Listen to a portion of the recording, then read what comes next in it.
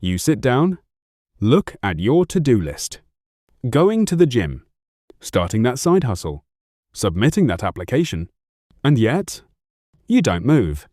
Instead, you scroll, you snack, you do literally anything else. And in the background, there's that voice.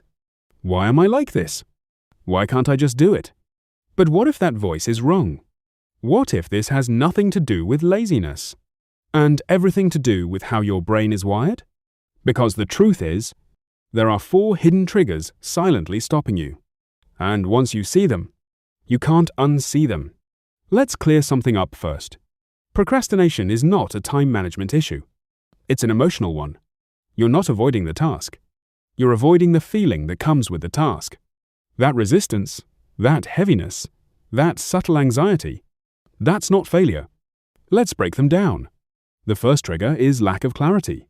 When a task is vague, like, work on my business, get my life together, your brain freezes. Because it doesn't see a goal, it sees a problem it can't solve. And when your brain can't predict how long something will take, or how hard it will be, it hits the brakes. That's why you feel overwhelmed before you even start. So the solution isn't motivation. It's precision. Instead of, work on my website, try, write the first paragraph of my About page for 20 minutes. Instead of, get healthy, try, put on my shoes and walk to the end of the street. The smaller and clearer the step, the easier it is for your brain to say yes. The second trigger is perfectionism. And it doesn't show up as high standards. It shows up as hesitation. It whispers, if you can't do it perfectly, don't do it at all. So you wait. You plan. You overthink. And nothing happens. Because deep down, it's not about perfection. It's about fear. Fear of being judged. Fear of failing. Fear of not being good enough. And the easiest way to avoid all of that? Never start. So here's the shift. Stop aiming for perfect. Aim for done. A B- version that exists will always beat an A+ version that doesn't.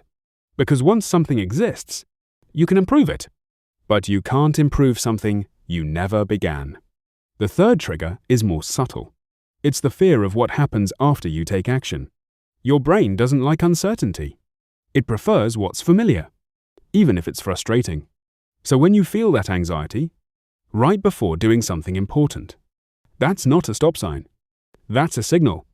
It means, this matters. Instead of pulling back, reframe it.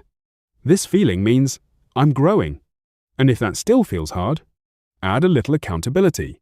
Tell one person what you're going to do. Now it's not just in your head anymore. And that small shift can be enough to push you forward. The fourth trigger is mental overload. Too many open loops, unfinished tasks, delayed decisions, things you keep meaning to do. Your brain keeps track of all of it. And the more it piles up, the heavier everything feels. This is why you feel tired, even when you haven't done much. It's not physical exhaustion. It's mental clutter. Your brain is holding too much. Unresolved. So what's the fix? Close the loops. For each task, decide, what's the next action? And when will I do it? That's it. Not the whole plan. Just the next step. And if something isn't important, let it go. So if you've been feeling stuck, it's not because you're lazy. It's because your brain is reacting to 4 things: lack of clarity, perfectionism, fear of the outcome, and mental overload. And now you can see them, which means you can start to break them. Not by forcing yourself harder, but by working with your brain. Start small, decide clearly, and move anyway. Because action creates momentum, and momentum changes everything. If this helped you see things differently, hit like and subscribe. And tell me in the comments, which of these 4 is holding you back the most? You'll probably realize you're not the only one.